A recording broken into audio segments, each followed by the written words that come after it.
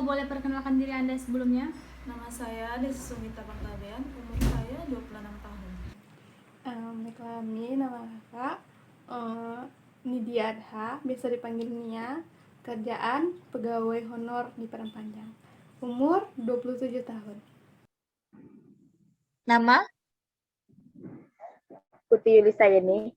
umur, Umur saya ada 18 tahun.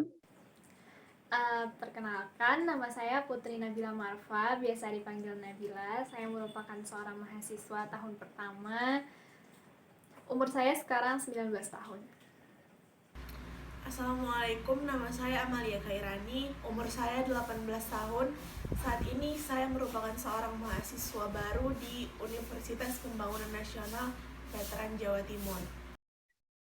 nama, Muhammad Fatul Siddiq, umur, 18 tahun. Yang pertama itu bagaimana pendapat kamu mengenai lemak bagi tubuh kita? Lemak bagi tubuh pada dasarnya bermanfaat bagi tubuh kita. Menurut saya lemak itu punya plus minus dalam tubuh kita. Itu aja sih. Lemak itu setahu kakak ada yang baik dan ada yang jahat. Tergantung kegunaan dari tubuh kitanya juga sih. Kita tuh butuh yang baik apa yang jahat. Lemak itu dibutuhkan oleh tubuh, terutama lemak yang sangat baik. Tapi ada juga lemak yang jahat seperti lemak jenuh dan sebagainya. Menurut saya lemak itu penting bagi tubuh, tapi lemak juga bisa bahaya bagi tubuh kita. Bahkan masyarakat sekarang memandang lemak itu dengan konotasi negatif, karena menurut mereka lemak itu dapat mengganggu kesehatan dan mengganggu penampilan mereka. Tapi tetap saja lemak itu tentu penting bagi tubuh kita, karena itu nutrisi bagi tubuh. Tapi jika dikonsumsi berlebihan, tentu saja lemak itu bisa mengganggu kesehatan dan merusak penampilan kita. Bagi saya lemak itu sangat penting bagi tubuh manusia karena dengan lemak dalam tubuh manusia dapat menyimpan cadangan energi.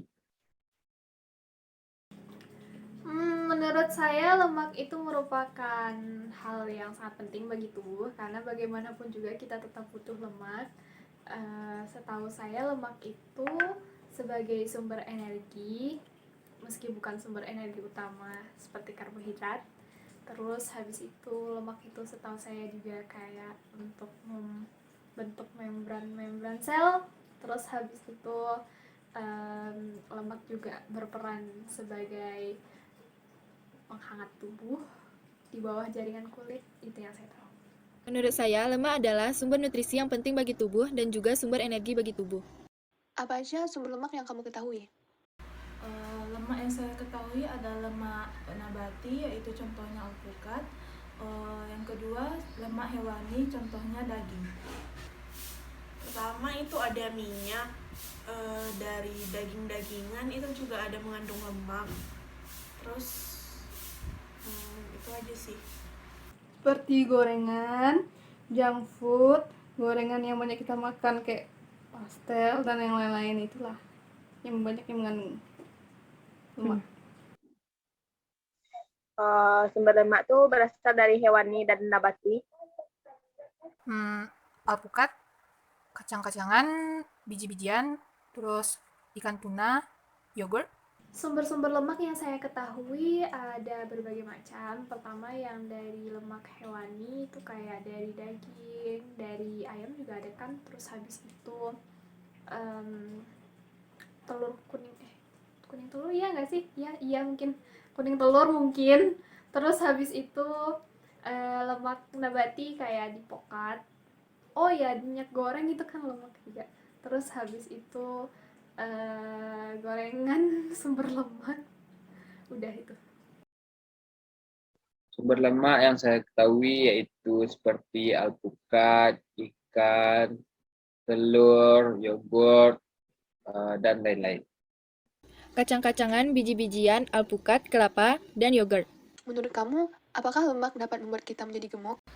Jika dikonsumsi secara berlebihan, iya. Menurut saya bisa.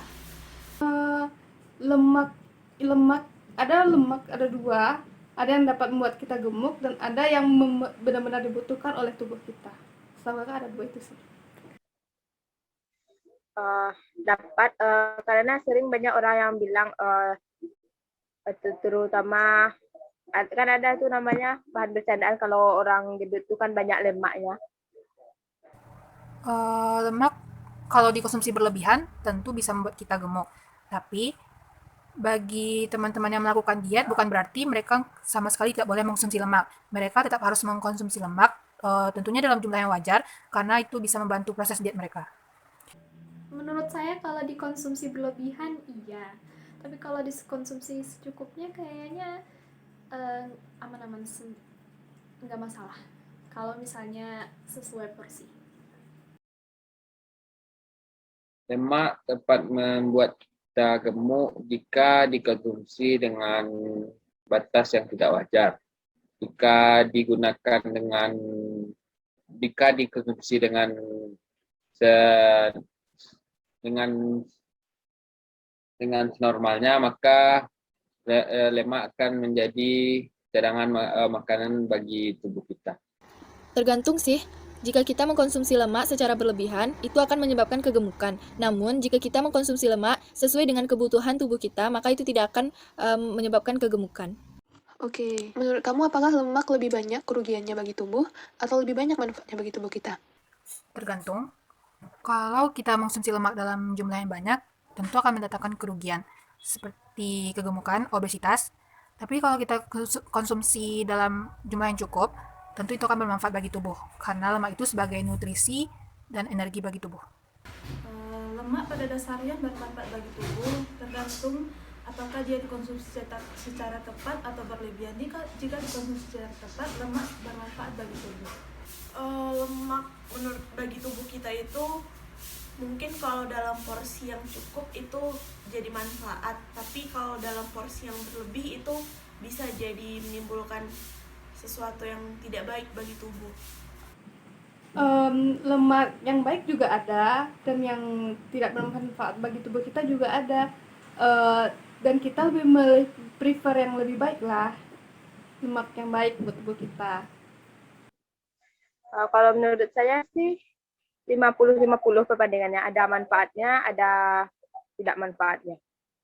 Menurut saya kalau masih dikonsumsi sesuai dengan porsinya, sesuai dengan batasannya, maka lemak memiliki manfaat, lebih banyak manfaat dibandingkan kerugian. Tapi kalau lemak sudah dikonsumsi melebihi batas, maka lemak menjadi lebih banyak kerugian dibandingkan manfaatnya. Jika lemak dikonsumsi dengan jumlah yang tidak sewajarnya, maka lemak dapat menyebabkan obesitas dan dapat merugikan kita. Jika dikonsumsi dengan baik, lemak dapat menjadikan cadangan energi di dalam tubuh kita. Tergantung juga, lemak yang kita konsumsi dalam kadar yang sesuai itu akan mendatangkan banyak manfaat. Namun sebaliknya, jika kita berlebihan dalam mengkonsumsi lemak, maka itu akan mendatangkan bahaya bagi tubuh kita sendiri. Menurut kamu, apakah lebih baik jika kita tidak mengkonsumsi lemak sama sekali? Tidak sebaiknya kita mengkonsumsi lemak, tetapi jangan berlebihan. Tentu saja tidak, karena lemak juga diperlukan bagi tubuh kita. Itu sangat tidak baik karena lemak juga dibutuhkan bagi tubuh kita, dapat membantu metabolisme dalam tubuh. Pokoknya lemak juga dibutuhkan. Tidak juga, karena lemak itu tidak selalu jahat, ada lemak baik yang dibutuhkan oleh tubuh kita. Saya sepertinya tidak setuju dengan pertanyaan itu. Menurut saya bagaimanapun juga kita sebagai manusia tetap membutuhkan lemak. Kita tetap harus mengonsumsi lemak. Namun ya balik lagi seperti tadi, dijaga porsinya. Terus habis itu dilihat juga apakah lemaknya itu udah kalau misalnya gorengan itu kan minyaknya udah dipakai berulang kali gitu kan. Jadi lemaknya itu dilihat juga apakah jenuh atau enggak jenuh. Jika kita tidak mengkonsumsi lemak sekali, maka tubuh kita akan kekurangan cadangan energi di dalam tubuh. Itu tentu tidak baik karena lemak itu nutrisi tubuh. Jadi kalau tidak dikonsumsi, tentu dapat mengganggu kesehatan tubuh kita. Menurut saya tidak. Tubuh kita sangat memerlukan lemak untuk berproses. Kemudian, menurut kamu, apakah benar bahwa mengonsumsi lemak dapat meningkatkan kolesterol dalam tubuh? Lemak dapat meningkatkan kolesterol jika dikonsumsi dengan jumlah yang banyak dan mengandung lemak jahat. Ya, jika dikonsumsi secara berlebihan. Ya, tentu saja. Kolesterol itu tergantung. Segala sesuatu yang berlebihan itu tidak baik, kan? Dan yang lemak yang berlebihan itu yang dapat mendukung kolesterol itu juga tidak baik. Ustaz. Menurut saya, ya, terutama lemak jenuh. Setahu saya, yang meningkatkan kolesterol itu lemak jenuh. Kalau lemak-lemak seperti lemak dari pokat itu tidak menimbulkan kolesterol. Itu setahu saya. Mengkonsumsi lemak, ada yang bisa meningkatkan kolesterol kita, namun juga ada yang bisa membantu dalam menurunkan kolesterol. Menurut saya, tergantung bagaimana dan lemak macam apa yang kita konsumsi. Ada lemak yang baik bagi kolesterol di tubuh kita, dan ada juga lemak yang menyebabkan kolesterol di tubuh kita meningkat.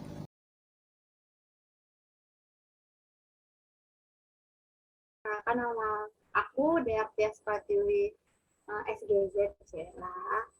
Capek-capek ya sekolah, SGZ-nya nggak dipakai gitu.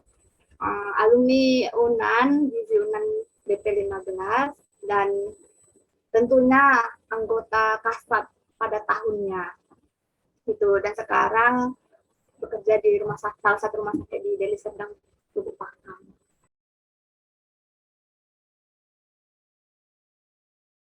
Jadi kan lemak itu kan ada dua ya, ada jenuh, ada tidak jenuh, ya kan. Yang baik atau yang jahat gitu. Kalau orang bilang itu ada lemak jahat, ada lemak baik, itu tergantung konsumsinya. Jadi protein, lemak, karbohidrat itu 3 mikro atau 3 makro dan 3 jenis makanan, sumber makanan yang harus kita konsumsi. Salah satunya lemak. Nah, lemak itu dapatnya dari mana, Kak?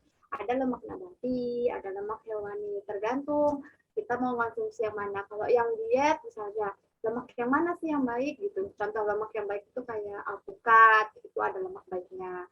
Lemak jahat itu daging merah. Daging kan ada tuh yang bilang daging merah sama daging segar, samanya tuh sama-sama daging, itu berbeda. Kalau daging merah itu tinggi gitu lemak jahat ya, yang mungkin lemak jahat itu kayak mana ya, yang susah diolah gitu lah, komunikasi yang gampang ya. Kalau lemak jenuh itu dia lemak jenuh dan tidak jenuh itu kan dua tuh kan, yang baik dan tidak baik gitu. Kalau lemak yang jahat atau tidak baik itu yaitu lemak yang dari daging-dagingan, daging segar itu malah bagus. Kenapa? Lebih mudah dia dihancurkan, lebih mudah dia terolah gitu. Jadi banyak sumbernya, tapi tergantung kita mau konsumsi dengan nabati atau hewan. Itu sih.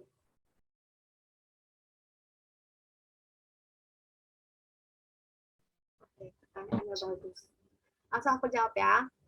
Jadi sebenarnya lemak itu enggak, konsepnya gini deh. Sesuatu yang berlebihan akan tidak baik. Jadi mengonsumsi lemak juga yang berlebihan tidak baik gitu. Jadi sesuai dengan kadar yang kita butuhkan.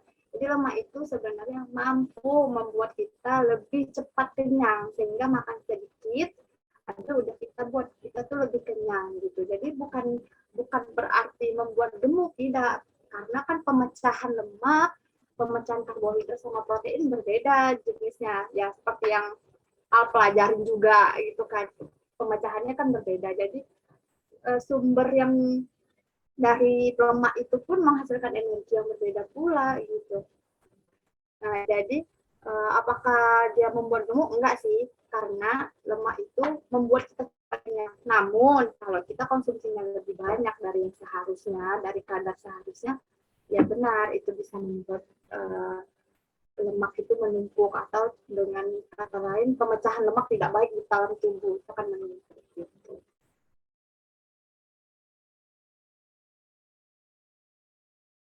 Itu bisa dibilang fakta, bisa dibilang mitos ya gitu, karena ya tadi balik ke konsep, kalau kita mengonsumsinya lebih dari kadar yang seharusnya per hari, itu akan membuat kita nggak positif begitu di dalam tubuh kita kan. Jadi lemak itu dalam tubuh kan kita butuh ya untuk masa otot misalnya, untuk bekerja energi. Lemak kan juga menghasilkan energi dari pemecahannya.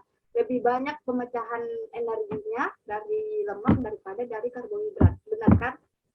Jadi merugikan tidak merugikan tergantung kalian mengonsumsinya. Kalau mengonsumsi dalam jangka waktu pendek dan banyak itu sangat merugikan karena kan pemecahannya bakal lebih besar ya gitu, bakal lebih besar juga butuh energinya gitu. Jadi harusnya mengonsumsi lemak itu yang sesuai dengan standar yang kita butuhkan gitu, minimal misalnya kan perbandingan protein, lemak, karbohidrat kan, kalau karbohidrat sama protein kan 4 9 ya, lemak itu 9. Jadi pemecahan lemak itu lebih banyak dan lebih banyak dibutuhkan. Kalau kita tidak mengonsumsi lemak ya banyak juga kan yang akan terjadi gitu. Jadi tidak merugikan dan tidak menguntungkan kalau kita mengonsumsinya terlalu besar dari kadar yang seharusnya.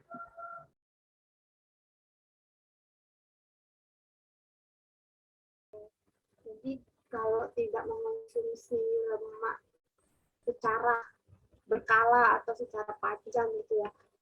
Ya pertama orangnya itu gimana ya? Kita lihat orang yang tidak berlemak itu kayak tulang sama kulit aja gitu, nggak ada lemaknya gitu, nggak ada yang melapisinya. Jadi tengok orang tuh kayak kok kayak tengkorak ya gitu. Nah, itu harus yang diperhatikan. Jadi lemak itu juga salah satu komponen yang penting. Jadi kalau tidak mengonsumsi sama sekali, ya otomatis fisiologinya juga terganggu. Harusnya misalnya dia mengonsumsi kan karbohidrat, protein, lemak.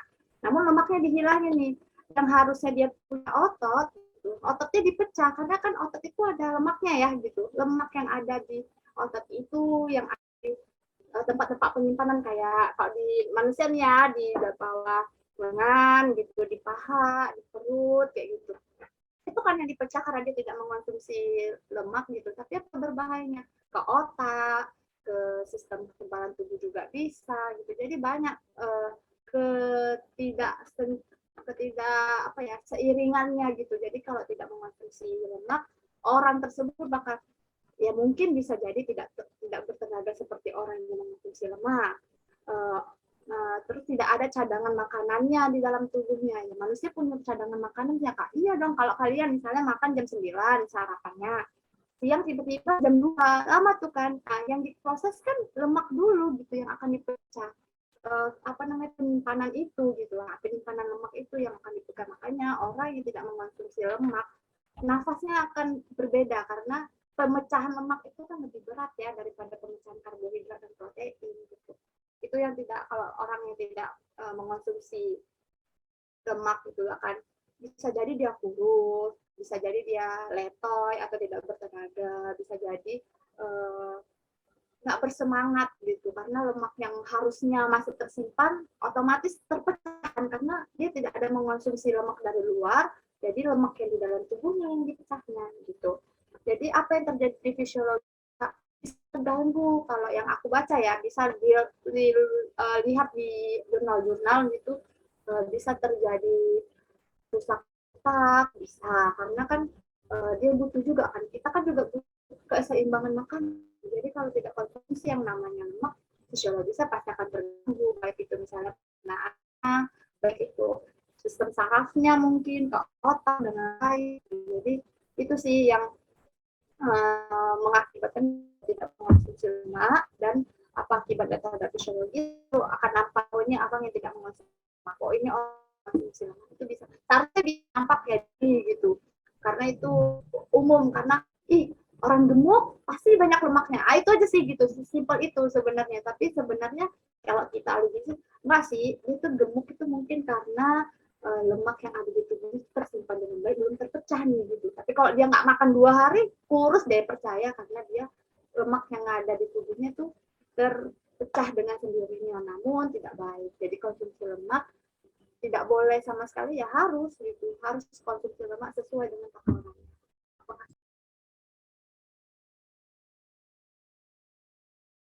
Sih ada beberapa, ada standarnya, tergantung usia, tergantung berat badan, ini sesuai rentan umur, dan idealnya yang dianjurkan. Di situ udah ada karbohidrat. Nah, menghitung lemak, protein sama karbohidrat gimana sih Kak dari energi total tuh? Misalnya kita contoh di ALDE 19 sampai 29 tahun. Itu kan butuhnya 2.725. Ini idealnya ya kalau berat badan dan tinggi badan segini. Kalau enggak ya hitung aja lagi pakai IMC tadi, pakai Harris Benedict juga bisa. Rumus Harris Benedict itu untuk orang sehat. Gitu. Jadi dan perhitungan Harris Benedict itu orang yang bisa dihitung tingginya berdiri ya. Jadi kalau orang yang tergeletak tidak bisa pakai Harris Benedict. Jadi harus yang berdiri.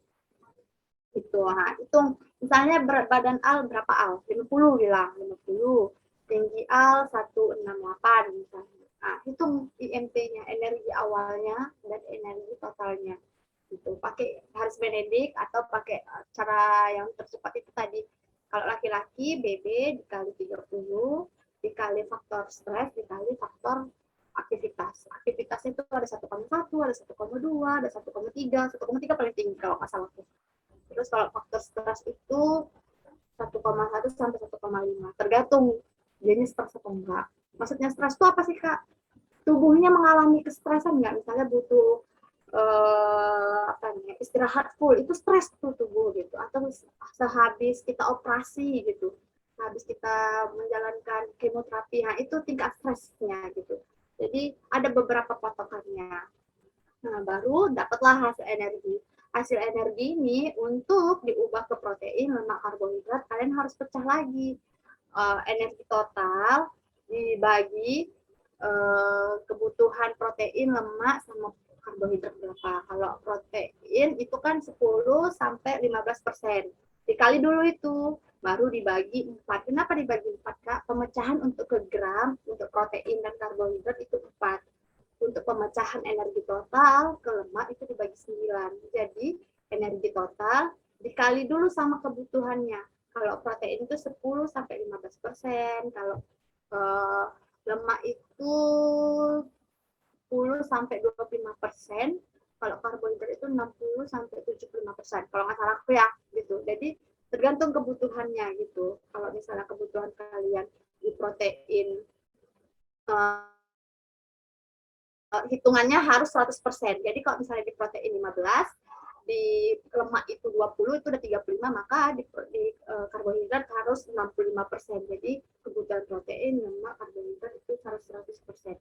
Udah habis dikali misalnya inilah kita pakai contoh 2725 dikali untuk ke protein kita pakai 15 gram, 15% dari kebutuhannya. Dikali 15 dibagi 100 dibagi 4 lagi karena mau pemecahan gram gitu contohnya.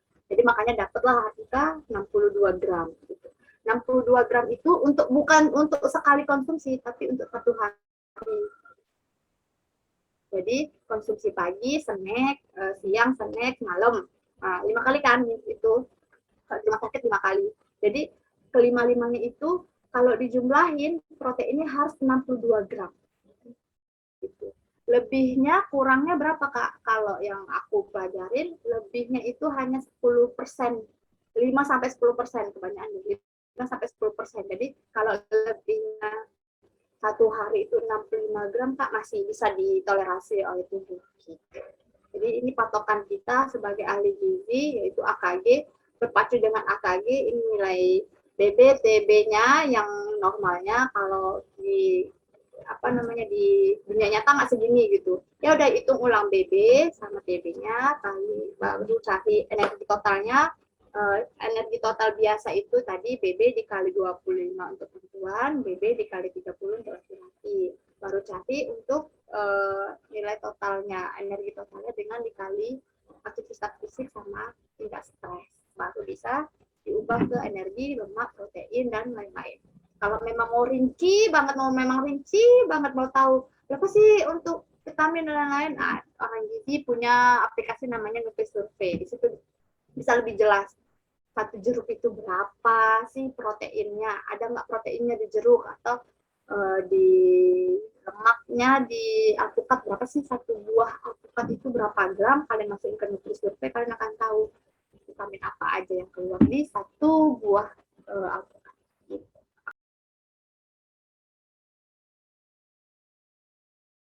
lemak itu ada dua, jenuh dan tidak jenuh. Kecuali kalian mengonsumsi lemak yang jahat itu yang jenuh ya, kalau nggak salah aku yang rantainya nggak bisa kepotong gitu. Bukan nggak bisa kepotong sih, yang sulit ya bahasanya, kalau nggak bisa kepotong nggak bisa dicerna gitu.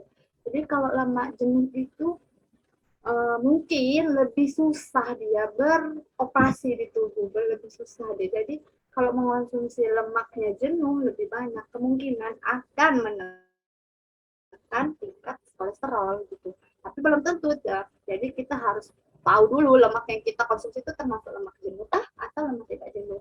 Jadi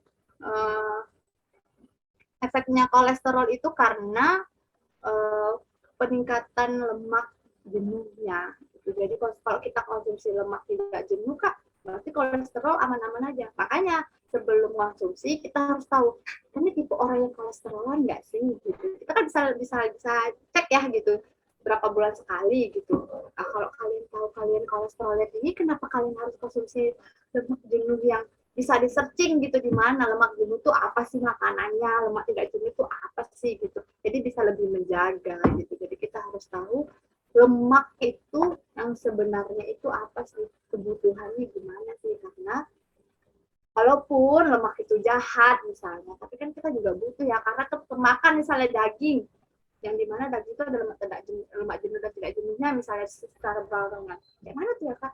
Ya konsumsinya harus lebih balance nih gitu, dengan baik gitu. Jadi tidak menentu lemak itu menentukan kolesterol gitu. Jadi belum tentu. Tapi kalau misalnya Al sama April menemukan jurnal-jurnal terkait, itu bisa di-share nanti gimana sih sebenarnya, karena di pelajaran yang aku pahami itu sebenarnya sih belum tentu, karena kolesterol itu ya aku lihat contekan sebentar.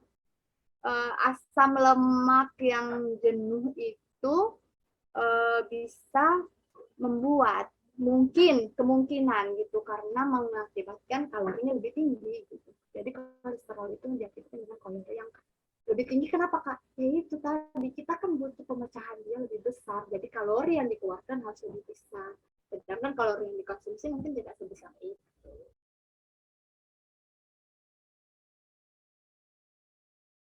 Tubuh berkeringat itu belum tentu membakar lemak, dan olahraga juga mengeluarkan keringat itu bukan semata-mata hanya memecah lemak gitu. Jadi ada orang yang, aku udah keringat nih, udah membakar kalori. Keringatnya gimana gitu? Apakah itu keringat karena beraktivitas yang tinggi, atau keringatnya karena kelenjar keringat yang berlebihan? Kita ada dua ya spesifikasinya gitu. Jadi harus tahu dulu gitu. Yang keringat itu karena dia diam aja tiba-tiba berkeringat, berarti artinya apa? Dia punya kelenjar keringat yang sangat aktif gitu. Yang harusnya orang yang duduk-duduk gini aja, ya udah nggak berkeringat gitu kan, tiba-tiba dia yang cuma duduk santai dia berkeringat, berarti kelenjarnya yang bermasalah. Atau bukan bermasalah sih, dia mempunyai kelenjar keringat yang lebih aktif daripada manusia biasanya gitu, daripada makhluk hidup biasanya gitu. Namun kalau olahraga berkeringat itu membakar kalori, bukan hanya lemak gitu. Jadi dia berkeringat itu karena membakar kalori, kalorinya terbakar banyak. Ya mungkin saja di dalam kalorinya itu membakar kalori dari si lemak yang akan terpecah-pecah tadi gitu. Tapi tidak ada hubungannya, bahwasannya dengan kita berolahraga itu hanya membakar lemak, itu nggak ada hubungannya gitu. Itu udah ada beberapa jurnal yang aku baca, itu nggak ada hubungannya. Tapi kalau balik lagi ya, kalau Al sama April punya jurnal-jurnal terkini, itu bisa di-share. Cuma beberapa jurnal yang aku baca yang cukup terkini lah, kalau terkini itu kan 5 tahun ke belakang gitu kan, mereka cuma belum mengatakan bahwasanya ada hubungan ada hubungan secara spesifik terhadap olahraga dengan pemecahan lemak, itu belum ada. Tapi kalau olahraga membakar kalori dan mungkin kalorinya itu dari pemecahan lemak yang ada, itu mungkin gitu. Jadi berkeringat itu belum tentu dia membakar lemaknya, dan berolahraga belum tentu memecah kalori dari lemak itu. Bisa aja dia memecah hal-hal yang perlu dipecah di dalam tubuh kita, kan ada metabolisme tubuh yang nggak kasat mata gitu. Jadi kenapa kita berkeringat secara otomatis, kita berkeringat secara cepat juga saat olahraga, karena suhu tubuh kita kan meningkat ya gitu. Jadi itu yang menyebabkan tubuh berkeringat lebih banyak. Nah, jadi berkeringatnya olahraga karena kita suhu tubuh kita meningkat dan keringat itu keluar.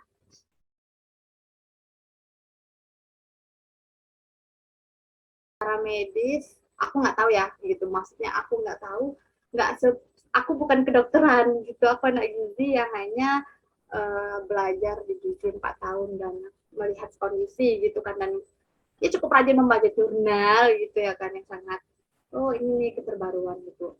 Jadi minum air hangat, mau minum air dingin itu sebenarnya sama aja gitu. Tidak ada pengklaiman bahwasannya minum air hangat bisa memecah lemak lebih cepat gitu. Contohnya misalnya aku pernah dengar ini, habis makan gorengan minum air hangat gitu ya kan. Itu kan ada lemak tuh di situ ya kan, namanya minyak gitu. Sebenarnya minum air putih itu kan gak ada kalorinya ya kan. Kenapa disuruh itu? Karena ada beberapa sumber makanan yang bisa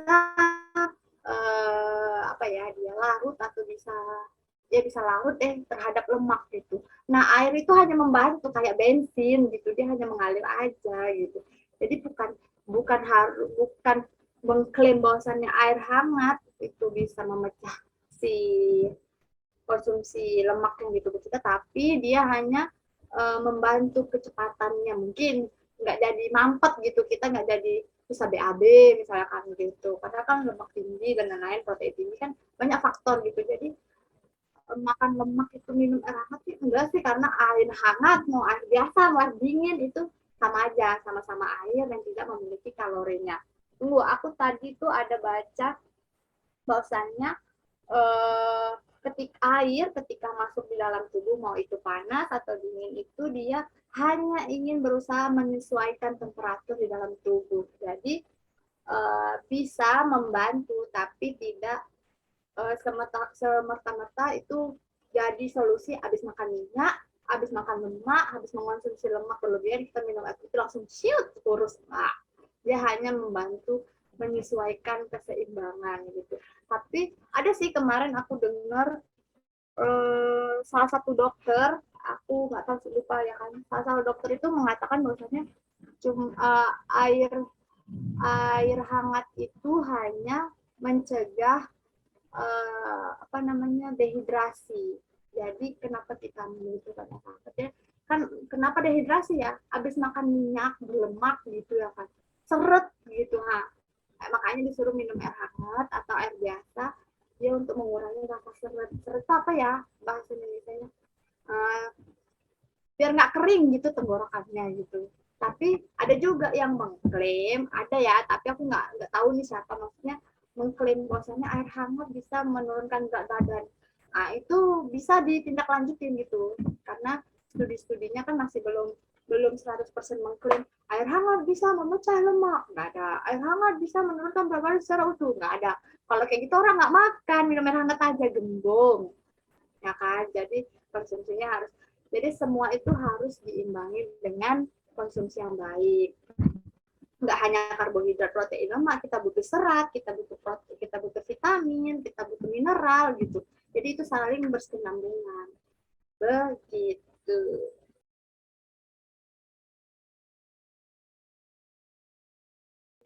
Jadi tipsnya tidak hanya makanan yang lemak jenuh yang kita parnoin gitu, tapi cobalah konsumsi secara seimbang, dan konsumsinya juga secara seimbangnya harus ada sayurnya, harus ada buahnya, karena sayur buah itu kan serat, mineral, vitamin ada di situ gitu, dia membantu pemecahan lemak gitu. Jadi bisa jadi tips kalian untuk makan yang seimbang sesuai dengan kadarnya.